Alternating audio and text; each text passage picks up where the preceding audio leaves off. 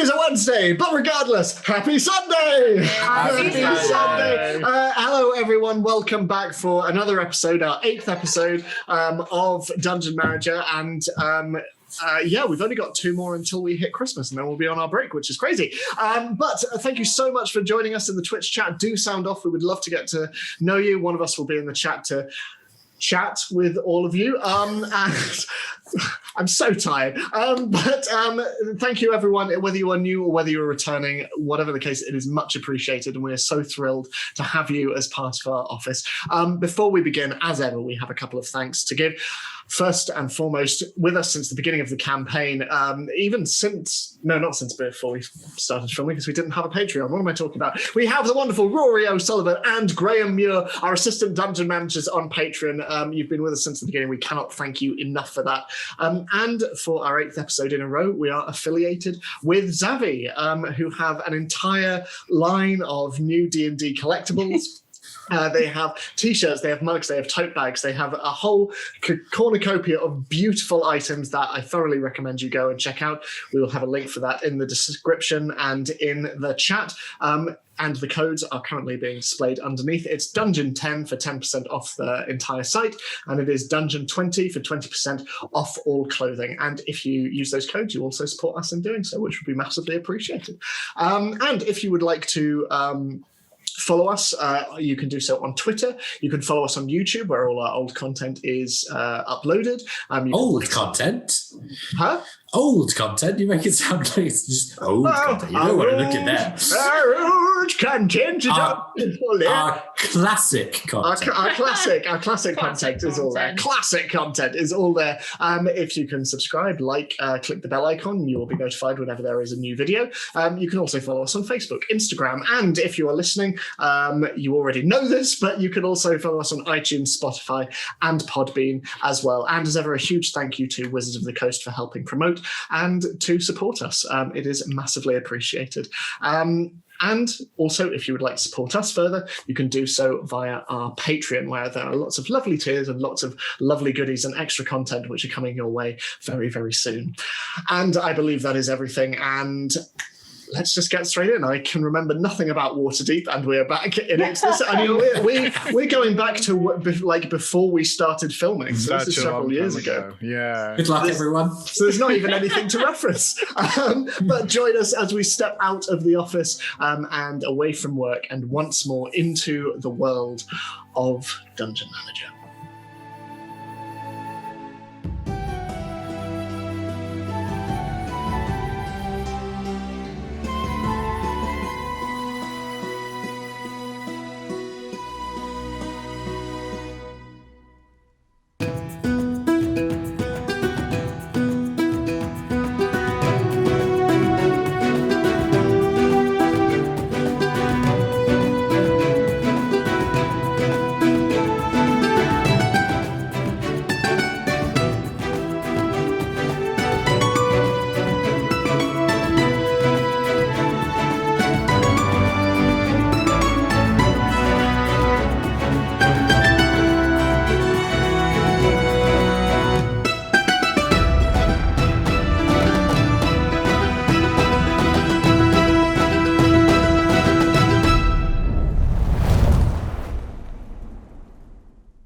Previously on Dungeon Manager, waking after your celebration in Voldhaven, only just liberated from the control of Commander Morderon Draldak and his Dragonborn soldiers, you slept well, in beds and under the stars alike. And come morning, you prepared for the next leg of your journey, to pursue the elf Ik'reth Maal to the city of Waterdeep. Mingling with the villagers, be that Oriana avoiding the attention of children or Zini commissioning a new invention for Scarlet, you gathered supplies and some new mounts in the form of the draconic myth beasts, and after questioning Morderon one final time, he asked that you protect Zini for the sake of her father, and you departed. But before doing so, you were gifted with items from the village by the rangers. You were told that you would always be welcome back, and faring them well, you rode out of the high forest and embarked on your 2-day journey. Along the way, you inspected your gifts, and Zini, you presented Scarlet with her commissioned invention, the aptly named Spafore knife, and a cooking. It's also a spatula and what was the other thing? And a ladle as well. Okay, so we need to put those in the name as well now. Sound off in the Twitch chat if you have any equally ridiculous suggestions. But it was a cooking implement of many, many, many uses. 5 uses. And eventually you came to Waterdeep. And travelling through its snow-covered streets and attracting more than a few looks on account of your very strange and eclectic mounts, you reached Castleward. And settling into an inn called the Slumbering Drow, you prepared for your first evening in the city where you first started your adventures. So, evening is approaching. Is there anything anyone wants to do before nightfall? Nope, not me. Nope. Can I go and see if there's anywhere that would maybe know about magical items and how to identify them? Yeah, so if you make an investigation check for me. Okay.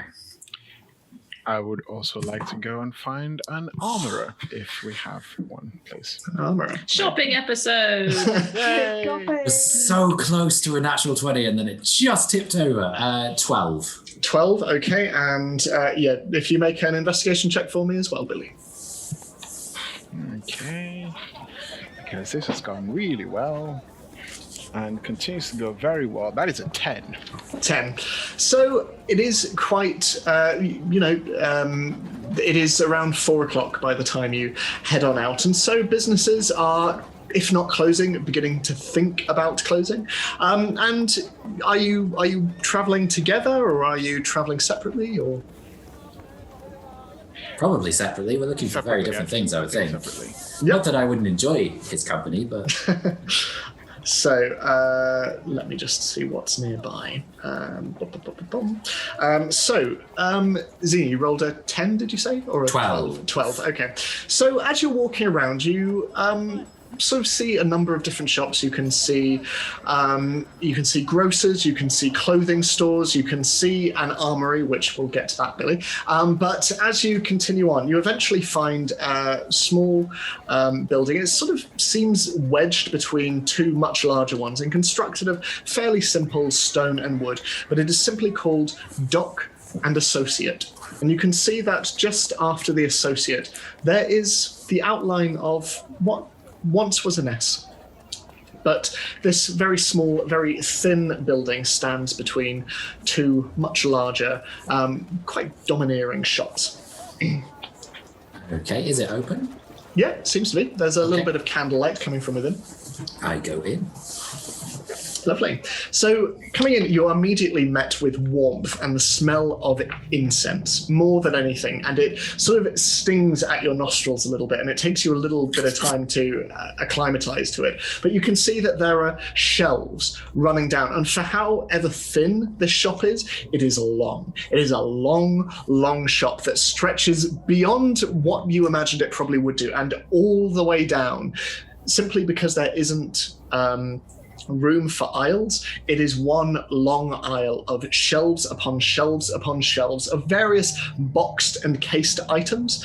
And at the very, very end, you can see a small desk behind which you see what looks to be a sort of fairly tall, thin Yuan-ti gentleman, sort of scaled green skin and no hair on top, but you can see next to him a gnome. Very small, flappy ears and lots of bushy hair coming out of the ears. And again, no hair on top, but this one is wearing quite large goggles on top of his head, and they appear to be in deep conversation. Okay. How far away are they? Are they right at the other end of the shop? Or? Yeah, it's around a 30-foot walk from the door all the way down to the desk, as there are just innumerable items on either side of you. 30 minutes. It's a very long building.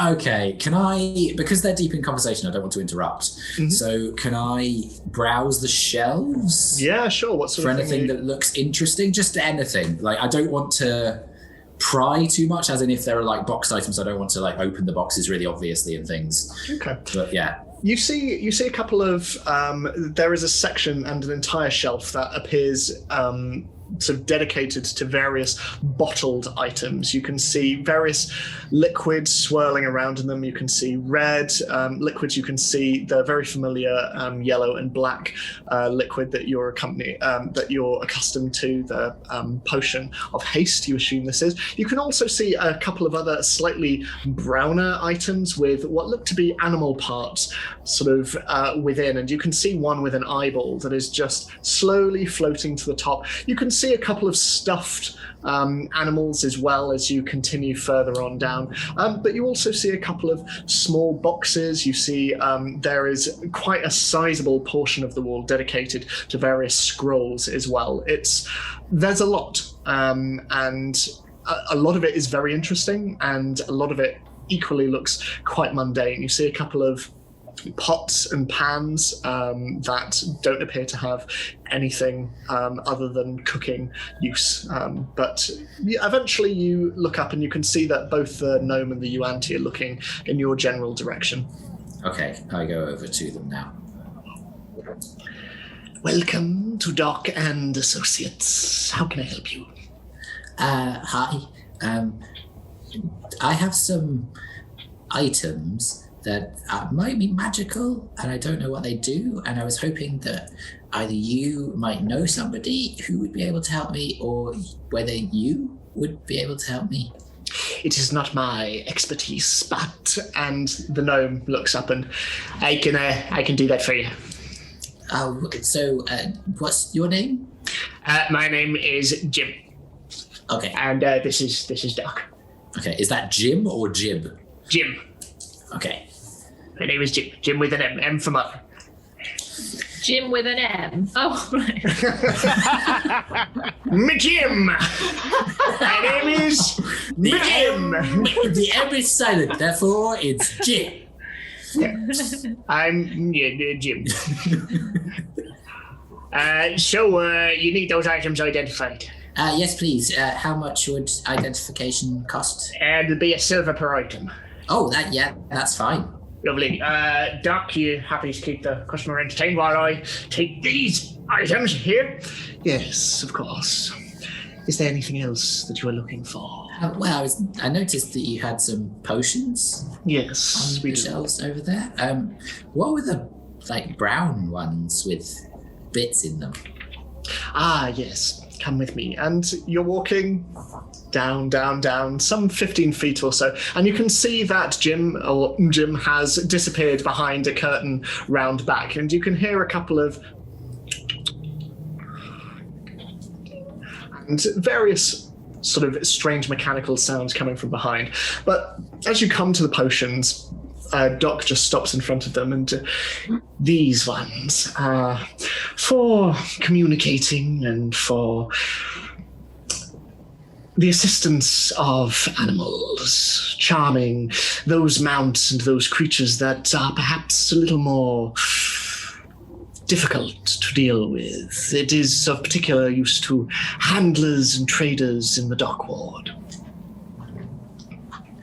Is there anything that would help with draconic mounts? It is not often that we see draconic mounts. Even Dragonborn themselves are a rare sight in this city, but let me have a look. I imagine this might do the trick, and he picks out one of a number of these brown potions, but there is one that has a slight green tint to it, and he says, this is more suited to reptilian creatures, but might do the trick. How much is that? Let me have a look in my Catalog? let me just have a look. Potions. Where are all the potions?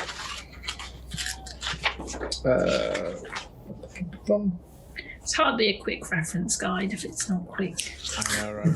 That would be a 200 gold. Okay.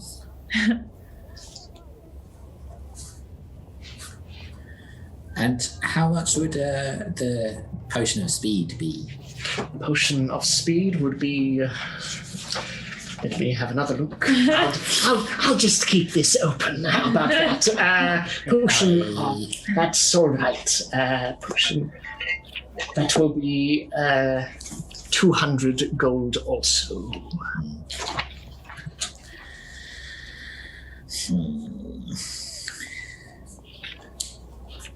Okay, I don't have enough for both of them. But could I take the potion of speed and then maybe come back for the other one? Yes, of course. Would you like us to keep it on retainer for you? No, that's okay. It's more of an insurance policy if stuff goes wrong. But thank you for the offer. Not at all. 200 gold in that case, and Okay. the 15 silver for the identification of your objects. 15 silver. I thought it was 1 silver each. Sorry, yes, 3 silver.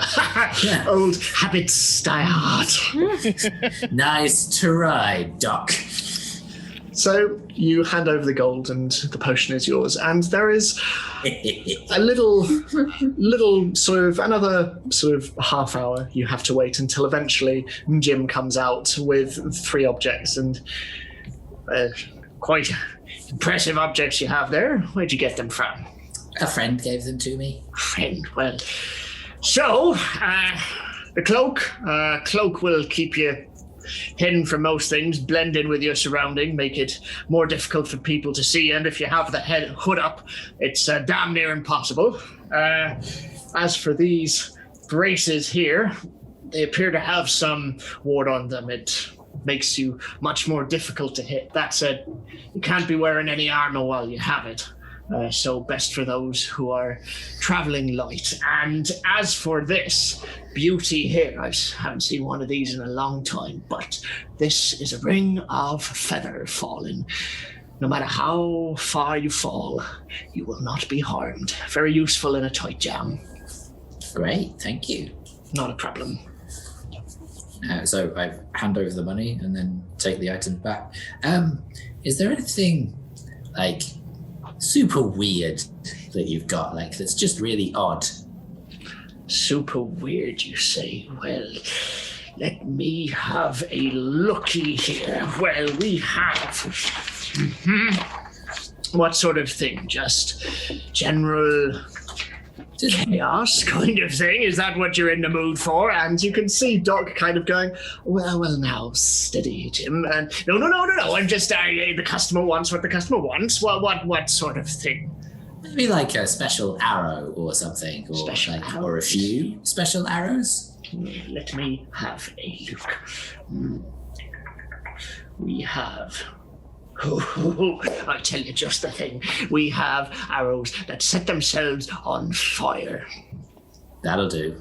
Yeah, well, each of them, they're not cheap. Each of them will be around 15 gold a piece, but if you don't mind the expense, they can be quite beautiful.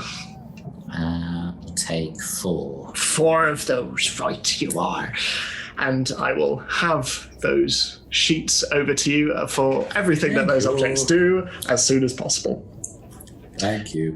Also, question. Yes. My armor, the armor of Flores, does it Yes. require attunement? It does, yes. Okay, But cool. you have already. Yes, but I couldn't remember in the message you sent me whether it said that it required attunement or not, so I just thought I'd ask. Mm-hmm. Cool, thank you. Okay. So, if that is all of your business, Billy, looking around you, eventually come to a small, unnamed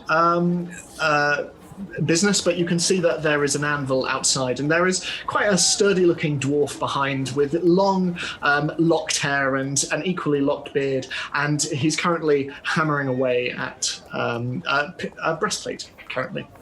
Okay. I go up to him and say, good evening in Dwarvish. He looks up and just smiles at you. Good evening. How can I help? I'm looking to see if I can get some armor. All right. What kind of armor are you in the market for? Some heavy armor, some very, because I'm anticipating a big fight, and I'd like to obviously live through it. Well, heavier armor than what you're wearing already can be hard to come by, but when do you need it for? Do you think you can get something together the next couple of days? Probably can. I've got some metal being shipped in tomorrow. I've got an adamantine shipment. I can probably do something there. It's more heavy duty. It'll be expensive, though. How expensive? Let me have a look. It'll All be. the NPCs go do do do. It'll be 500 gold in total. 500 gold. 500 gold for a full set. For a full set. Okay. Could I ask you to make a few alterations? Of course. What do you need? And he brings out a small bit of parchment and a quill. I need you to make it as matte as possible. The less shiny, the better. Not a problem. Adamantine tends to be quite dark and tends to absorb quite a lot of light anyway, so... Fantastic. Yes. And... yeah, I think... could you... weld? I assume they have some sort of welding a loop around the waist, just one loop to pass a rope through. Absolutely. It'll be done. I'll take 250 now, 250 when the job is done. Should be around 2 days. Okay. So I give him 250 gold. Lovely. Pleasure doing business with you. You'll have your armor in the next 2 days. Thank you. And I head back to the inn. Lovely. So, 2 of you head back after your shopping escapade. The other 3 of you, is there anything that you would like to do as evening wears on? No, I'm quite happy just waiting. Okay. Yeah. So, eventually, Dalofarr and Zini make their way back into the slumbering drow. Are you all eating as well? Yeah, if it's that's time. Okay. Yeah. So the meals here are very nice, and they won't put you back too much. It will be 3 silver each. But you receive your meals, and eventually you head to your bedrooms. So who is sleeping where? We have 1 room of 2 and 3 single rooms, I believe. Oh, I don't mind. I would prefer to take a single room. Shocker. I'm the same, if that isn't an issue. Maybe me and Zini can share the one upstairs. You're muted, Michael. I got the impression that you said that's fine. It was because I was eating. Yeah, I don't mind that. Awesome. Okay, so you head to bed. Scarlet sort of putting your bedding on top of the pre-existing bedding, and Scarlet making herself Juliet making herself Scarlet on the old bedding, making herself Scarlet. And as the evening wears on, you all fall asleep, ready for the following day. And day breaks, and Terra, you wake to sunlight streaming in through the crosshatched window on the floor in which you sleep. And outside, just perched on the windowsill, you see a white raven, and next to it, a small leather pouch. And it just sits outside the window. I'll just glance over and check if Zini's asleep. Make a perception check. I literally have only rolled 7s and 3s. That's all I've rolled today. So perception is 8. Are you asleep, Zini? I don't know. did the raven tap on the window at all, or? No, it's just sat outside.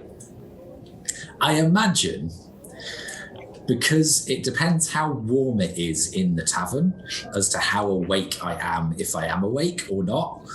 It's fairly warm. Like it's definitely warmer in the body of the tavern. The rooms themselves are, chilly-ish, but fairly warm. Okay, so I'll say that perhaps I'm stirring, but it's taking a little while. And because it always takes me a little while in the cold to wake up properly. Mm-hmm. So I'm probably, if I'm moving at all, I'm moving very slowly. So I don't know whether Terra would see that or not, based on that perception check. Yeah, I'd say you can see the covers sort of shifting a little bit. But yeah. Okay, so is the window openable? It is, yes. So can I just, as quickly and quietly as possible, just open the window, take the pouch and close it again? Okay, make a sleight of hand check for me. Woohoo. Come on, higher than a 7. It's a 2. Plus 5, 7. So Zini, as you're stirring in your bed, you hear and as you look over, you can see Terra just quickly bring something behind her back and just shut the window behind her.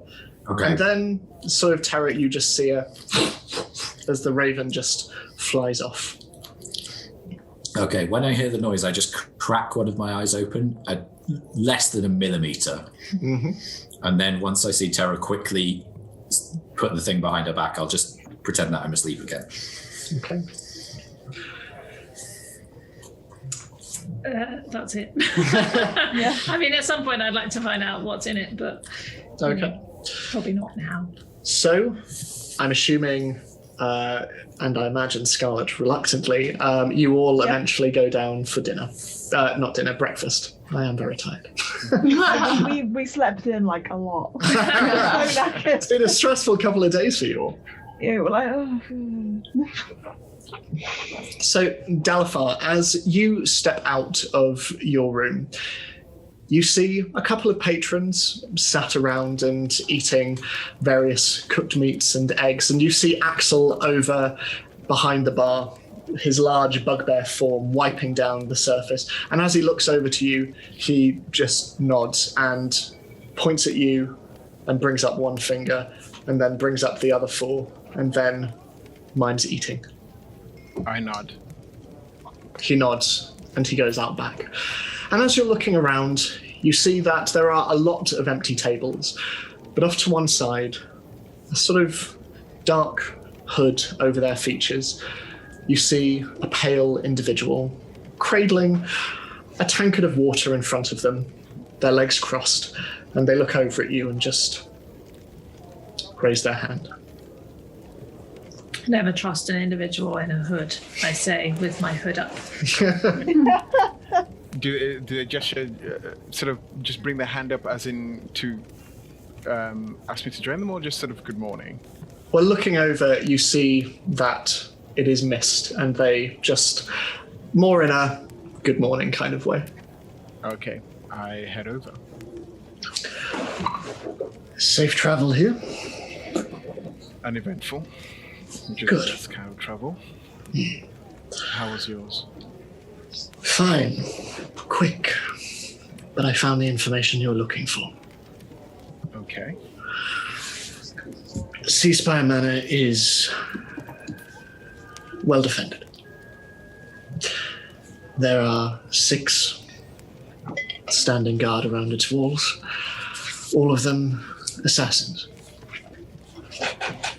They are known as the Silent. They work for the Ivory Silent. It's an old building. I don't know how old, but certainly older than Ik'reth. Whatever the case, there are magical defenses inside. I wasn't able to get inside, but I could sense it from the streets. Okay. And I know that Ik'reth arrived there only a few days ago, and he's been in there ever since. Hasn't left. The building is old. Do you think there'll be a way in underneath the building? There are always sewers. I don't know if any will connect to the building itself, but potentially worth a look. I'll think on it, yeah. Okay. The walls themselves are not too high. It is more those who reside within I would worry about. Who resides within I should be worried about? You mean other than assassins? Other than assassins. I imagine Ik'reth himself may present some resistance. Was there anyone other than the guards and Ik'reth that has been in or out? Not as far as I've seen. I've tried to keep as watchful eye as possible. Does he have servants? Not as far as I'm aware. Remarkably self-sufficient man. Very smart. Okay. Thank you. I'll think on this. Well, if you need me, we're in the same city now, and you know how to reach me. Indeed. Thank you. Enjoy your breakfast. The bacon is particularly good. I'm sure it is. And they stand, and downing their water, they head to the door. So, the rest of you coming out around this time as Dalofarr sits at one of the nearby tables. Breakfast is brought out for you all. What are you wanting to do with your day? I'm very happy to be told what to do. I'm here to assist. Likewise.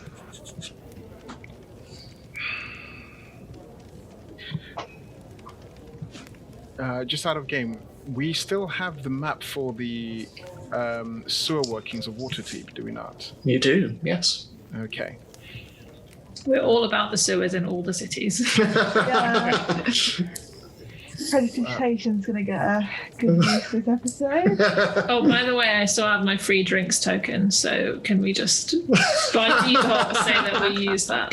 Yes, you can. I'd entirely forgotten about that, yes. I had not. Who has the map of the sewers? Possibly me.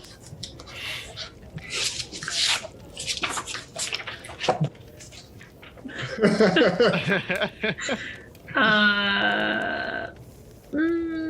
don't know if I do, actually. I can't remember who took it, but we definitely do have it. Yeah, I don't. Wherever it is, whoever has it, it is spread out on the table. It just magically appears. Yeah. I can safely say Scarlet would not keep a map of the sewer. I have all the Baldur's Gate stuff, but I don't have the Waterdeep one. I have a map of the whole coast. It's not very helpful. We do. Okay, so knowing where Seaspire Manor is, can I work out if any of the sewers have any sort of branches anywhere near that sector?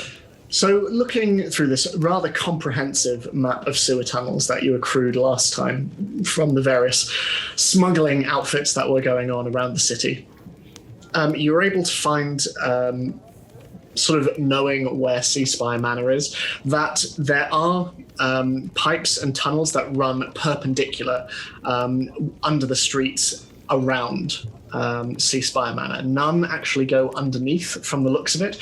You can see that most of the sewer tunnels actually tend to favour the lines that are given by the streets rather than under any buildings themselves, other than larger areas like sort of larger banks or larger inns and taverns. In terms of residential areas, it tends mainly to be the street, mainly because this is where most waste tends to be deposited. Okay.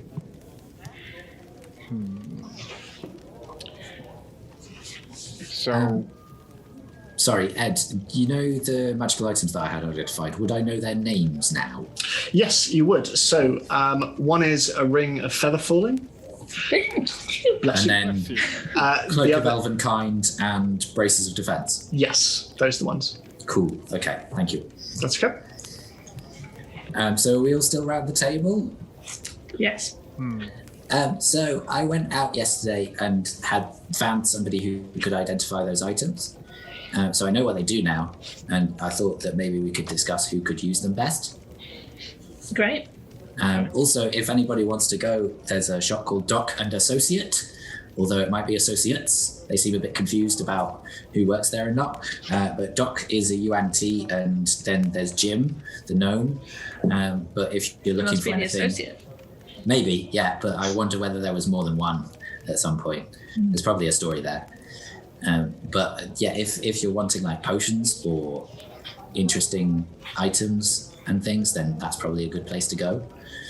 But yeah, so the cloak is a cloak of Elvenkind, and it makes somebody better at hiding. And I thought that maybe I would be the best person to take that. Although obviously we have two people who wear quite noisy armor. I mean, when it comes to stealth, there are two of us who consistently roll terribly. So I feel it would probably benefit those two the most, but it would. Depends if you're using it to help someone who's not very good at stealth or someone who does stealth more. Yeah, and if you're within my area, I can still help you. So it makes sense to give me the benefit, because then I'm more likely to be able to help you and not roll lower. sure. This is very hard to explain without being terribly meta about it. Yeah. So I don't know whether we want to have Oriana or Dalofarr take it, or if I keep it.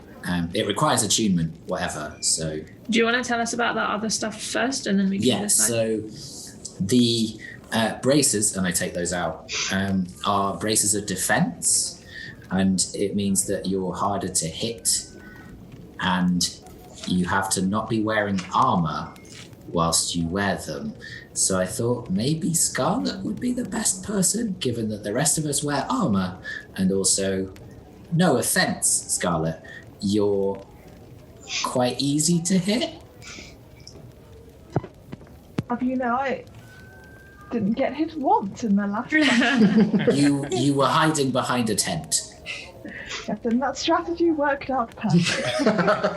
It did, and it will work again, I'm sure, but it's just an insurance policy, Just in case. maybe. Very well, I'll take a look. These require attunement as well, so you'll have to take some time with them. So in How gaudy are they? they're quite subtle. They are literally just brown leather with engravings on them, and they tie around the wrists and all down the forearms. They're quite simple and elegant. Okay, she's not too fussed about them. To be honest, if they were like ridiculously gaudy, she might be even more into them. There are always seamsters and seamstresses around. So. Yeah. Well, I mean, the original design of the braces of defense in the Dungeon Master's Guide, they're like gold They're just gold and bands, filigree. And then the last thing is something I genuinely don't know who would be best with this, because we haven't done a lot of falling. But it's a ring of featherfall, and it means that basically if you fall down any height, you don't take any damage. And the rate of you falling slows down. A helpful spell, but one I already know myself, so perhaps not the best for me. Thank you. This also Rude. requires attunement. Yeah, That's all I can think of. yeah, which I do a lot. Not terribly well. Well, would you like it? I mean, I could use it. I don't know. It's whether I feel like I'm hoarding them a little bit if I take the cloak and the thing. It doesn't affect me. They'll be useful to you. Okay. Ed, am I able to attune to my armor and the cloak? You would be able to, yeah. You can. It's- Basically, the only limit is 3. Yeah, I knew the limit was 3, but I didn't know whether you did it in the sense of like a ring slot, a necklace slot, and an armor slot, or No, I think so long as you're not wearing like 2 types of armor, I think that's okay. But Okay, well, I'll take it for now, and then I'm attuned out at that point. So, but if we find that other people are doing more leaping and getting hurt more from falling over, then I'm happy to give the ring up to somebody else. But I would really like the cloak because it's jazzy. It sort of works with my chameleon-esque armor, and So what? No one's wearing the cloak right now, right? You're just holding it. I'm just have put them on the table. So does the cloak look? It's not completely invisible, presumably. It just sort of looks camouflagey. yeah, generally it's sort of less when it's just sort of laid out, but it's when people take it and sort of place it on sort of different elements of either themselves or sort of take it in hand. You can see that it shifts ever so slightly. Okay, so it doesn't completely show you what's underneath, but it just sort of fits in with it. Yeah, basically. Okay. Cool. So if I try it on, does it look really stupid, like bulky with the armor? The new armor, does it adhere to my shape quite well, or is it? Oh yeah, like it's not like heavy duty or anything. Okay. It's sort of fairly form fitting. Okay, and is it only the breastplate, cuirass kind of thing, or does it cover the legs as well? I'm not sure It's sort of down to just below the waist, and sort of like elements of wood sort of coming down to your thighs, but that's pretty much where it ends. Okay, cool. Well, if you don't mind, I'll take some time to attune to these things before we head out. That's fine. Okay. So I'll go back to our room and see if I can just focus. Okay. Who has? On the that's like an hour. Who has? It's half an hour, I believe. Yeah, but if I'm doing 2 items. Oh, yeah. Yeah, if everybody's okay with that, I don't want to delay things too much. Yeah, it's still morning, so we got time. Yeah. Who has the salamander rings? I have one of them, I believe. Either you or Oriana have the other. Ori, I think she took it from me. I can't remember who took it back from me. I thought I gave it to you. We did, but before we left, I handed it back. You took it back. Oh, okay. No, hang on a second. I took Terra's, and I gave it, and you asked for it back before we left Baldur's Gate. Yeah, so did you, I think you gave Oriana yours, and then you borrowed mine, and then I took mine back. So everyone, God. So me and Oriana have them. There are 2 rings. Who would? Yeah. Because the person I'm looking for is looking specifically for me, I think it'd be best if I can shield myself from any intrusive thoughts. Mm-hmm. And anyone who he's come in contact with will probably be the other people that will probably need that as well. Has he come in contact with me? I can't remember. You've not met him, I don't believe. He wasn't there that time when we went to go spy on that group. We were, but he was alerted because we failed stealth checks. So, I just don't know, because I remember there was one point where there was a group that I think that Osterfargate, was he there? I don't know. But there was someone saw me at some point, and I can't remember whether it was Ik'reth. Osterfargate, I think so. So in terms of when you infiltrated the Wilting Snowdrop and Dalofarr, you were sensed. You were sensed by Ik'reth. Oriana, you were not sensed because you were wearing one of the mind shielding rings. And Terra gave hers to Dalofarr. Yeah. But myself and Zini did meet Ik'reth in person. Yes. Yeah, and he didn't like us much. So, Do you think? Well, he didn't like me. So Does that mean that me and Dalofarr are going to infiltrate the house? I'll come on to the house in just a second, but the place you want to get your items from, Zini, do you think they could have something similar to shield the mind? Maybe. It's quite expensive in there. I may have spent most of the money I have, but I can get more out of the bank. But they might have something. They had some more potions. I bought another potion of speed.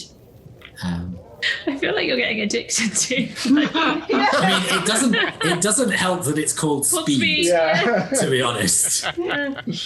Okay.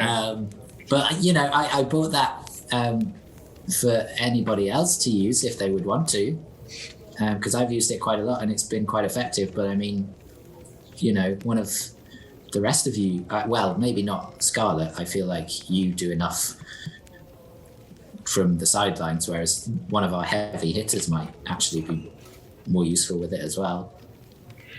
At this point, I want to make sure that we have as much on our side working for us before we even think about going anywhere near Seaspire Manor, where Ik'reth is currently residing. Because if he knows we're coming, and trust me when I say the company he keeps is extremely deadly. Might be worth a try, seeing if they've got anything mind shielding. If they do, maybe we could each have one. Ideally, that would be great. But this brings me on to Seaspire Manor itself. It's well defended, and it has magical defenses, of which I do not know what those are. The walls might not be too high, but they're essentially 6 standing guards from the information I was able to get. And they're all assassins. They are very good at killing, and they're part of the group that Ik'reth is in with. Or rather, should I say, he's one of the group that we should be extremely careful in dealing with. It doesn't look like he has any servants, because I thought we could perhaps sneak in, but that seems to be a moot point. The sewers... Sorry, continue. The sewers as well may not be the best way, but I'm open to options. Do you know whether it was magically defended? It has magic defenses, yes. What kind? I don't know. I'm just thinking whether it might be helpful to have a Terror and Steenie infiltration special. Why don't we go and scout out? Maybe Oriana can come and see if she can pick up on any magic from however close we can get. And Oriana, if you can do the locate object, you might be able to see if Snagger is there. Okay. Depends how far away it is, but I suppose it does. Because is it within 1,000 feet? yeah. I don't think the estate will Not be that 1,000 feet, will it? It will not be that big. As far as I remember, is that right, Ed? Yeah, it's sort of it's a fairly large building with a fairly squat tower in its center and just a wall around the outside in which there's a garden, but it's not huge. It's not huge at all. In fact, it's sort of around Okay. sort of 50, 60 feet by 60 feet. Yeah, because the thing now is that Terra can obviously still go invisible, which is very helpful, but I have a new string to my bow, so to speak, in that I could turn into a mouse or another small creature and just sneak in there. But that is assuming that there's nothing that would stop our magic from working. Yeah. Essentially, the main things that I'm worried about is the magical defenses. Do they detect anything that is beyond what is already there? So the assassins, Ik'reth Maal, and anything that's standing in there, anything entering that barrier perhaps could alert somebody. And B, could there be anything that is activated when that happens, so that either A, they're notified, which seems more likely, and B, does it then hurt the person trying to intrude? And that is what worries me. Scarlet, I know this isn't necessarily your area of magic, but do you know of anything that could do that? Do I know of anything that could do that?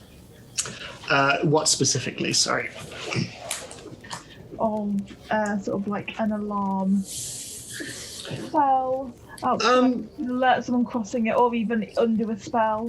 I mean, you know He that. came in as a mouse and then would be back in Dragonborn. I mean, you know that there are wards, specifically glyphs of warding that can be used to deter or sometimes ensnare any intruders or visitors. It is a very malleable spell, and it is one that can be used in a whole variety of ways. It basically comes down to the imagination of the spellcaster. But there are also things like alarm as well, which are activated by silver wires and things like that. So there are definitely spells that could be in place, potentially. Well, I'm not quite sure whether it's good news or bad news, but there's certainly an array of spells he could take advantage of. A simple alarm spell, which would involve tripping a single wire, or a more complex glyph of warding that could have all sorts of effects depending on how far his imagination reaches. It'd be difficult without trying out the spells. And unfortunately, I don't currently have any magic that allows me to identify spells exactly, which is why I couldn't help you with those enchanted items. So That's okay, though. Okay. Well, So it's looking like we need Oriana to do most of the work for us, for a change. And then if we find that it's possible, then maybe you can go in mouse form. Mm-hmm.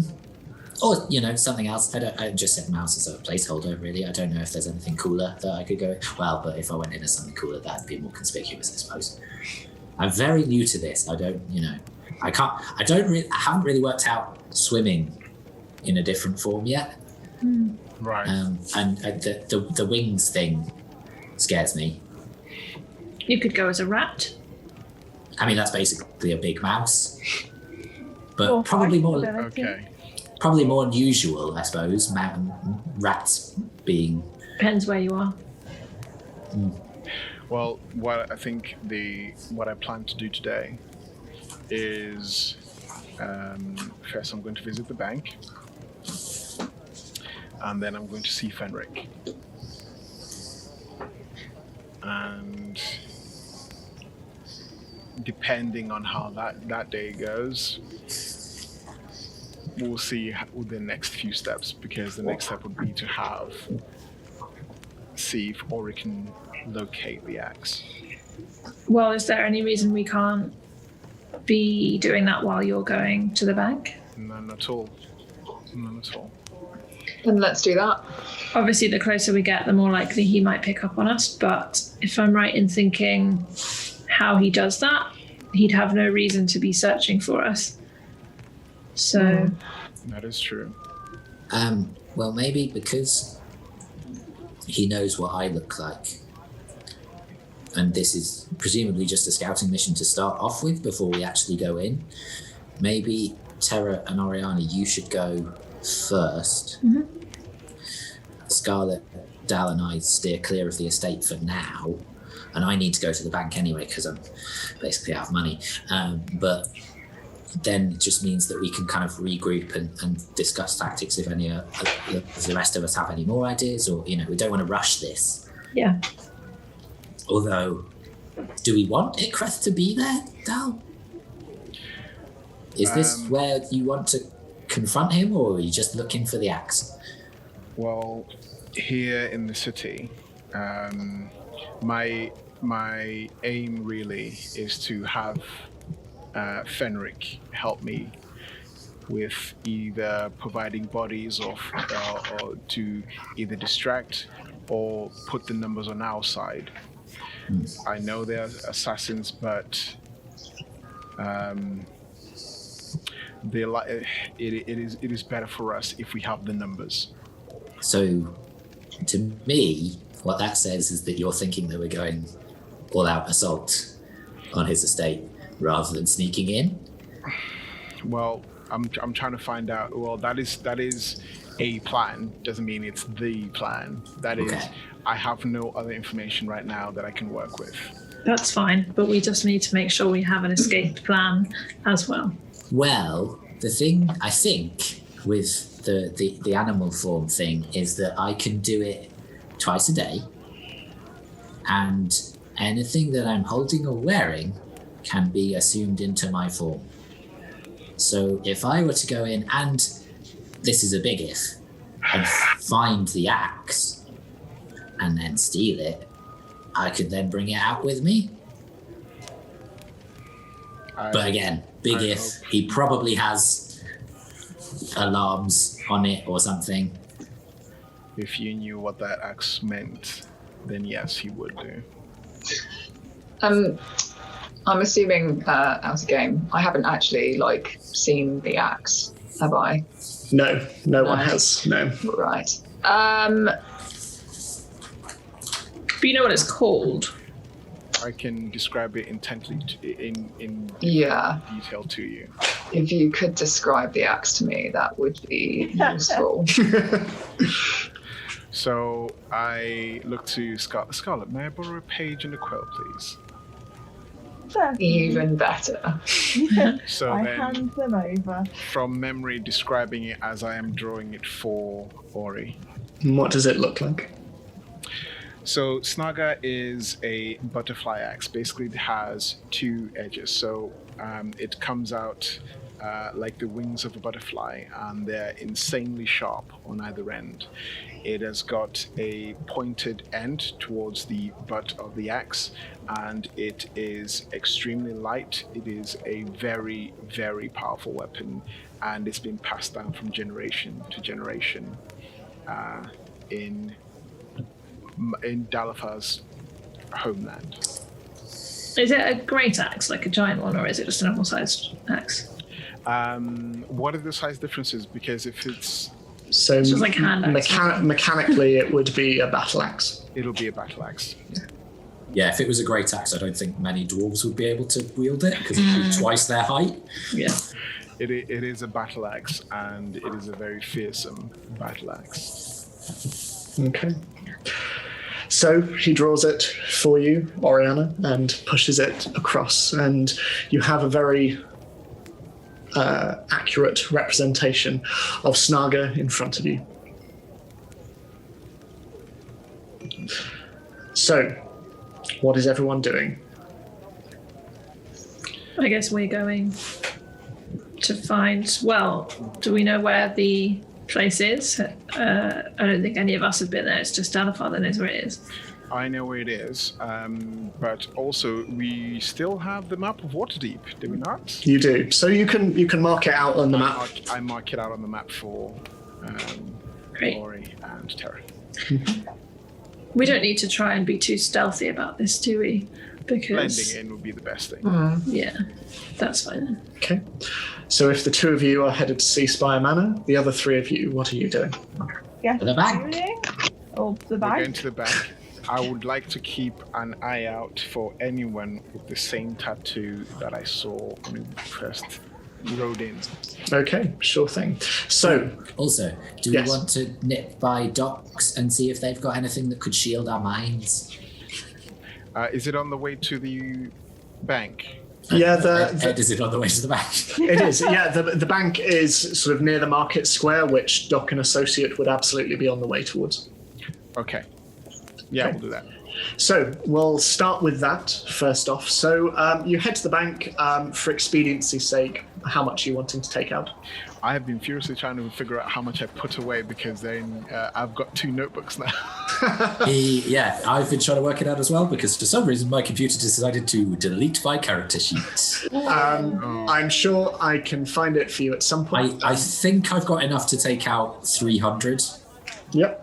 So I'm just going to say that if that's okay. If I find otherwise, I will obviously change it. That's okay. You can go into your overdraft. It's fine. I have an overdraft. Escapism. Interest rates. And how much for Dalofarr? Just a quick question before we found on Eli 5, we Yeah. we basically robbed him and we took a platinum. Was it? Yep. A platinum is how much? 10 gold. 10 gold. Yeah. Okay. So It's one person carrying that stuff. No, we split it between us before. Oh, did we already do that? Okay. Yeah, we split it all between us. So we found 5 platinum, I think it was. Mm-hmm. So Poor Eli. What a loser. Edward will remember that. But yeah, but if you remember in Baldur's Gate, we also got the reward for the murders thing that led to a capture, which was great. And then we also had savings already in the bank. So I worked out that I think I've got the right figure, but just withdrawing from the bank, I'm going to take out 1,000 gold. 1,000 gold for Dalofarr. Okay. Yeah. Lovely. And Scarlett, are you wanting to take anything out? No, Scarlett's fine. For cash, just wanted to walk. Lovely. So, Dalofarr, while you're walking, if you can just make a perception check for me, please. Come on, dice. Oh, 13. 13.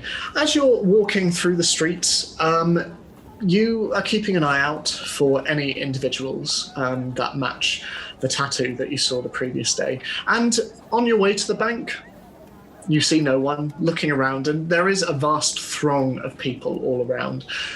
But as you walk away from the bank and move in the direction of the tavern once more, every so often, on the odd street corner, more towards the south of Castle Ward District, you see on street corners occasionally people looking in your direction, and upon making eye contact with you, just sort of avert their eyes and continue walking in the other direction. And this happens until you sort of reach the northern part of Castle Ward on your way back to the Slumbering Drow. So, Terra and Oriana, are you on your way to Seaspire Manor? Yeah. Yes. Okay.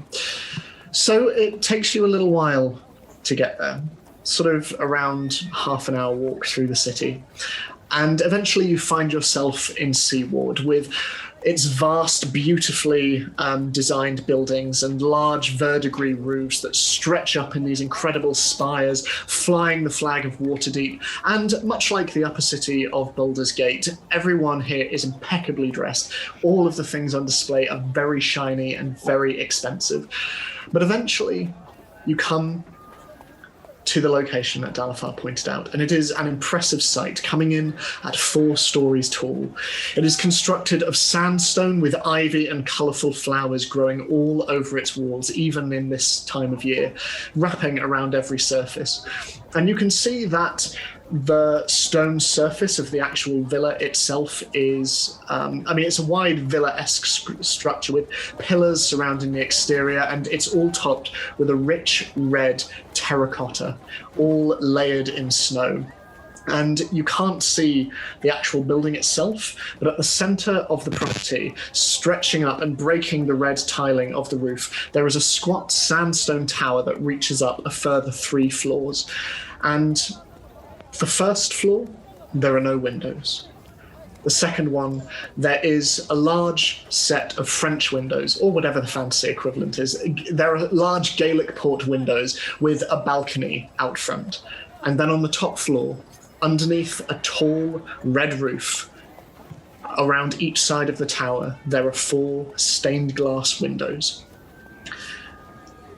And the property itself is surrounded by a simple sandstone wall, coming in at around 15 feet tall with another 5 foot of iron railing at its top, all of which around grows thick reams of ivy, green and stretching down to the floor.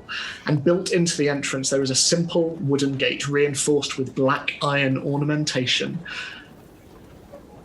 But it is quiet. Right. So, should we just do a nice casual walk around the perimeter? Yep. Okay. So do you want to...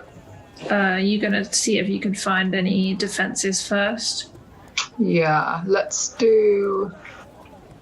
I'll cast Detect Magic first, but that only has a range of 30 feet, so... Does it last long enough to walk all the way around? Yeah, it lasts 10 minutes. So we can basically get like 30 feet in on each side. Yeah. And remind me, that tells you the kind of magic as well, is that right? It does, yeah. Okay. So, as you're walking around, you come to the back of the building. And Oriana, there is, on the ground floor, a slight vibration from its center. It's almost like if a feeling had a color, it would be purple. This strange purple sensation in your mind. You can sense abjuration magic within. Okay. There is nothing else on the ground floor other than that which lies centrally. But as you focus up onto the first floor in that direction, you sense over the entire floor divination. As for the other 2 floors, too high. You can read nothing more. Okay. Just out of interest, I'll also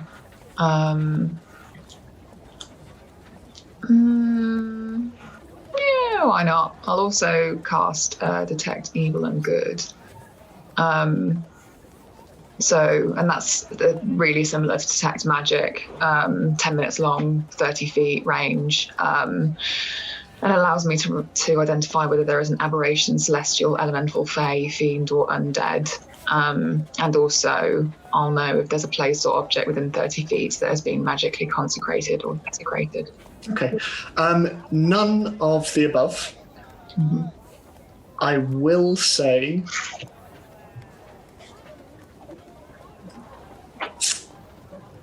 you do pick up a very, very, very small hint of something undead within the walls. Okay. But it is a facsimile of that. Yeah. Does she get where that is? She gets the impression that it is on the ground floor near the center. Cool. So I'll say to Terra, actually, no, I ain't going to say nothing just in case anyone's listening.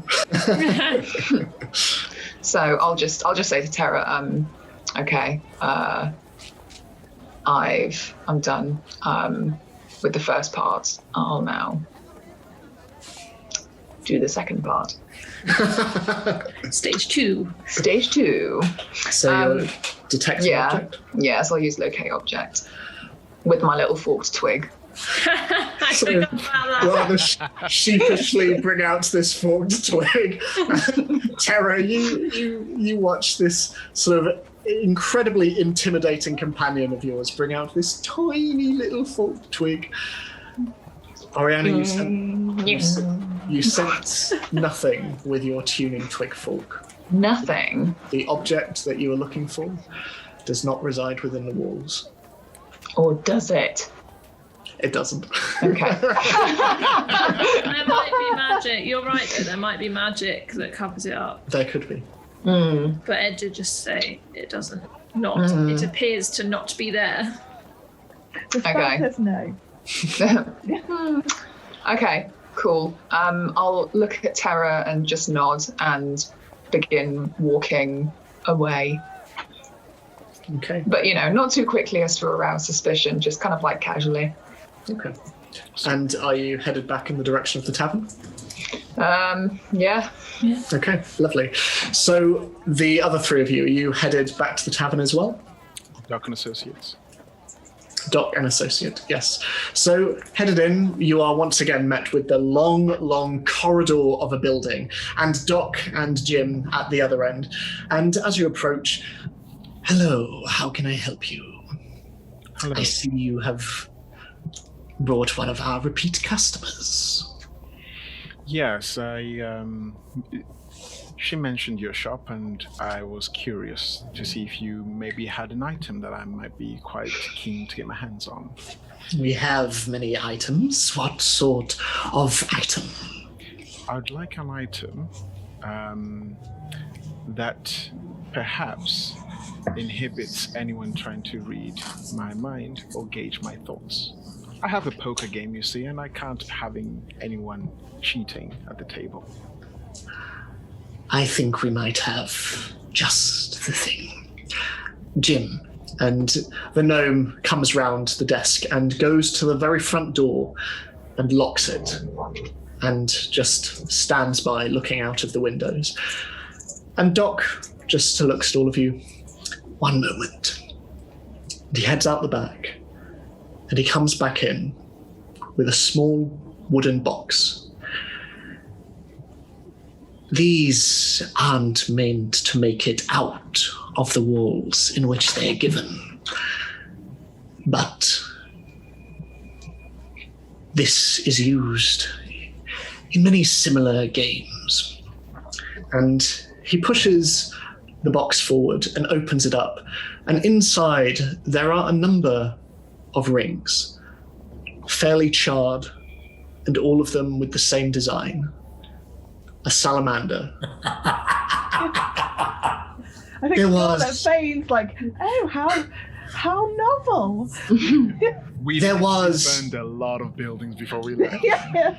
There was a recent underground game that unfortunately met a rather untimely end. A secret from most, and certainly if anyone knew that we had these items in stock, they would not be well pleased. But as you can see, we have 7 such items. How much for one ring? Recovered in the dark of night, you understand. Of course. I can't hear you, Billy. Can you hear him? Can you not hear me? Oh, We can now, but you went silent for a bit for some reason. I don't know why. Literally no idea. so shocked. How much are the rings? Rings would be 500 each. They were not easy to come by. No. 500 gold? 500 gold. Heck. At least we know we can sell ours if we ever need to. I can do you a deal if you are looking for more than one. I think you can let us have a ring for 300 gold. Remember, we want 3 rings as Dalofarr, well. we want Yeah. 3 of them. 300 a ring. Okay. Make a persuasion check for me.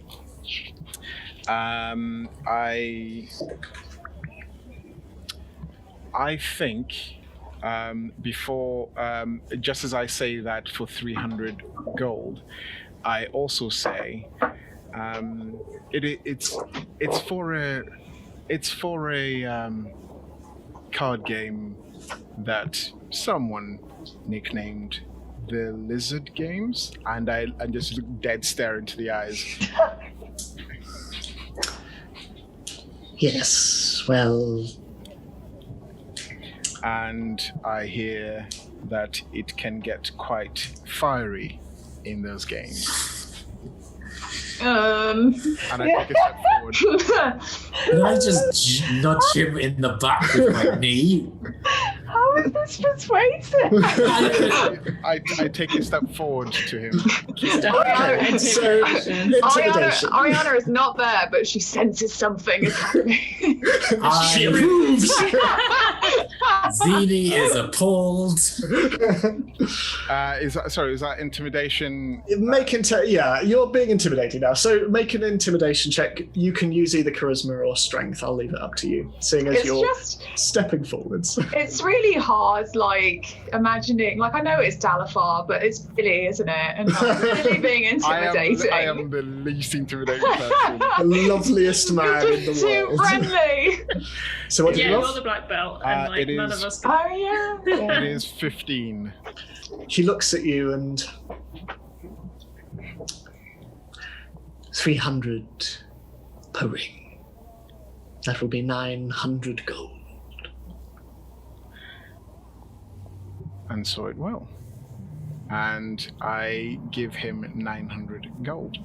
He just takes it, looking quite surprised that you've produced this amount. But then he just quickly brings out 3 of the least charred rings and just pushes them across, quickly closes the box and looks across to Jim and just nods and puts it back underneath. Super sus. Pleasure doing business with you.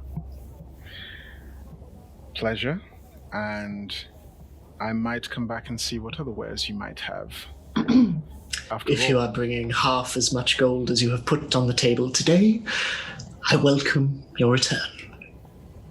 Of course. I look forward to the discount for the next round. And I turn around. We are very generous, of course, to repeat customers. Can I wait until Dalofar's a little way away and just, I'm so sorry. I thought he'd be nice to you because you were nice to me. I'm sorry I brought him. It's fine. Have a nice stay. I walk out dejected. Jim just goes, have a lovely day, everyone. Have a nice one. Thanks, Jim. Bye-bye. And closes the door behind you. Yeah. Dalofarr! What? They were nice. Why did you have to be so mean? Do you realize what those rings are? Yeah, of course I realise. You understand where they come from? Yes. They're not the people that burned the place down, are they? No, but they're the people still holding those items. If they're able to hold and get a hand on those items, they are connected underground. Oh, so you're holding the moral high ground card here? What I'm saying is that if they're in the murky waters, they shouldn't fleece me out of 500 gold per ring. Yeah, but you didn't have to threaten to do what you did. You could have been nice about it. I take I take one of the rings and hand it to Zini. You're welcome. And start walking back to the tavern. So, turn into a tiger and bite your head off. Juliet, sort of hearing this, gives a little and just continues on and keeping fairly close to you, Scarlet, until eventually you come back to the slumbering drow, and it is not long before you are joined by Terra and Oriana. I hand one of the rings to Scarlet as well. Mm-hmm. So the least charred one, the one that looks the most glamorous. So rubs it against her shirt. Meeting back at the tavern, what are you doing? Are there a lot of people in the... No, the Slumbering Drow seems to live up to its name. It's a very quiet, tired place. There are very, very few patrons here. And the only constants are Axel and Edith. Okay. Just for safety, I suggest that we all... oh wait, do I know that we have rings now? I don't want to assume. I think when you arrive, I tell you that we Oh, okay. were able to purchase those rings. Okay. Just for safety, I think it's best if we all put our rings on. I live with mine on. I think Dalofarr immediately would have put his on because knowing the situation that we are in. Absolutely same. And can I suggest we maybe go into Terra in my room and discuss things in there? Let's go. Let's go. Okay. So you go upstairs. We go upstairs to Terra and Zina's room. Mm-hmm. Now, remind me, so there was abjuration. Abjuration. Was that on the ground floor? Mm-hmm. And was there another school of magic as well? Or was it just Divination. Divination on the first floor. But also first the floor. abjuration was in the center of the ground floor, which is also where the undead was. Yeah. Yeah, so I'll just tell the group that I was able to detect abjuration magic on the ground floor. And on the first floor, Jesus Christ, what was it again?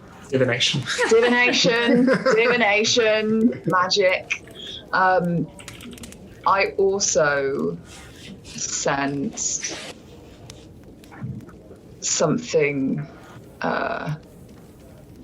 undead on the ground floor, but I could be wrong because it was very faint. I tried to locate the axe and I wasn't able to detect anything.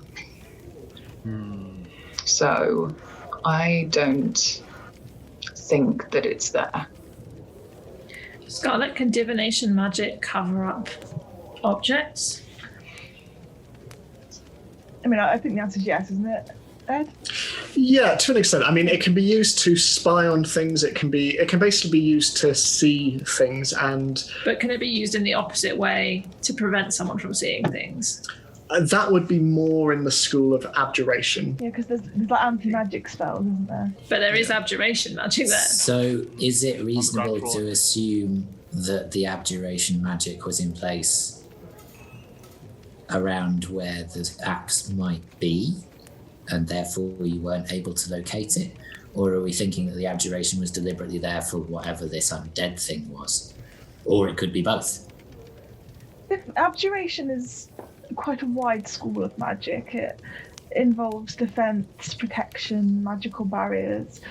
It could very easily be just part of the defense systems, or it could be covering up the axe, or both.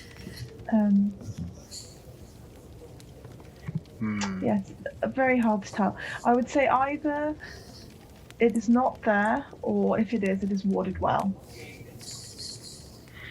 I assume you still want to do this, Dalofarr?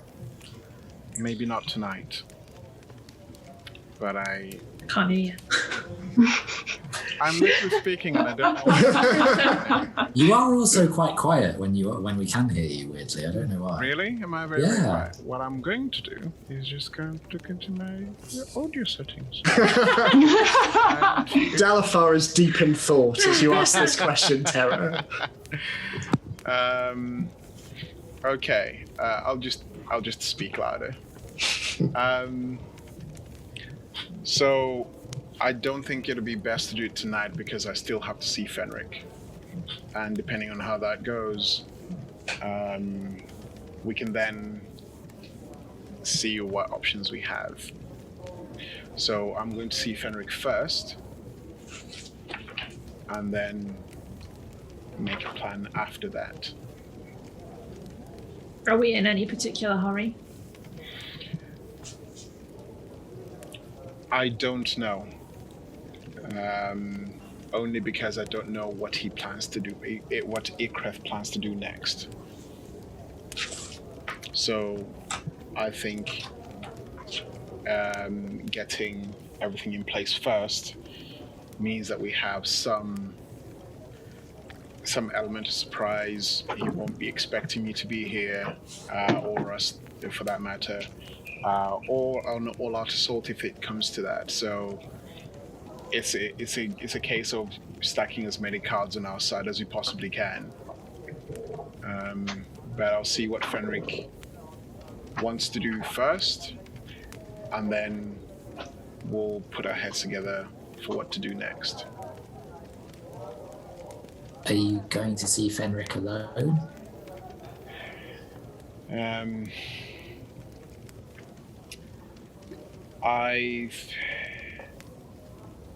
I think he might want to see me alone. I'm not too sure, but I'm not going to ask you to come if you don't want to. Well, no, I wasn't necessarily thinking that. I mean, what I was thinking was it might be better if you go alone from a standpoint of you just want to talk. That is true. It might give the best impression, and you can very much handle yourself, and I think Fenric knows that. But is there any harm in having a couple of people watching from afar? Well, I wanted that as well, and I wondered whether your invisibility might help us there, Terra. Mm-hmm. So, although it might help you as well, and I feel like I'm volunteering everybody, but it might help you as well to have Oriana close by, given how devastating she was in the shuffle. Although he was frozen for most of that, so he might not have seen that. He would have seen. Yeah, because she was bouncing all over the place, wasn't she? So. No, she was walking on walls. Well, she was standing on the ceiling and also bouncing because I think she misty stepped a couple of times. Yes. I did, yeah. Yeah. So it might help to have the bouncing tiefling nearby as well. how about if I go and Terra follows invisibly, and then even further back the rest of you, so that we are always in a staggered sense of watching each other's back. Ooh, again, I could come with you as an animal and be on your person. Like a demon. Yeah. Except I don't know what that is. What? Oh. No, I was speaking as Zini. Oh, right. For a second there, I was like, no. Like, no way, I can't interrupt the game to basically give you a lecture about this. We can move on now. Is there any way it could be something small that I could tuck away? Mm-hmm. I could be a mouse. Okay. Well, no time like the present. Yeah. And It's not much use for attacking things, but I'm assuming that I would drop my form if it came to that. if it came to that, and I have the sending stone as well, should we need it. Okay, let's do that. I think I have a good way of getting in touch with Fenric. We've been looked at today, so we can go out and find them, I think, fairly easily. Okay. Especially since that now there's perhaps a power vacuum, because a lot of heads perished in the fire when we left, but also Gatus is no longer there. And So we killed a few people in that confrontation as well. only a few. The fire did the rest. Well, but yeah. Okay, well, let's do that then, and Okay. we'll see how it goes. Okay, well, I can only stay transformed for about an hour, so if maybe we set up this meeting somehow, however you want to do it, and then I'll transform when we're more or less there. I'll just put Rodigan the first in. I'll keep him in this room and he can stay here, and because I don't think he can transform with me. No, but do you want to take to the rooftops while I'm traversing the streets? And all I need to do is give you a signal. You can transform, and from there, can you be a small bird? I can be a small bird, but I cannot fly. I do not understand the mechanics. I don't know how it works. I've never had wings before. If you're a mouse and I'm invisible and I pick you up, do you disappear or do you fly? I don't know. As in terms of invisibility, my understanding of it is that objects that you hold go invisible. So you could be a bird and I could hold you in the air, But and then you can pretend to fly. But I don't think other creatures go invisible. So yes, technically I would be just floating in the air. And I'd just be invisible standing there like this. Yeah. Not sure that's the best of ideas. Also, now I come to think of it, I'm not sure me being that distant from Rodigan the First would be a terribly good idea. So maybe, Oriana, could you take Rodigan the First around your shoulders? He likes you. The red panda comes up and just starts nuzzling up against your very armored legs. Okay. Okay, well... You have a ghost horse. Why does this freak you out? Because it's too cute. Okay, well, shall we go out and see how this goes? Yeah. Hopefully I won't have to test out the ring of feather falling today. So you head on out of the slumbering drow.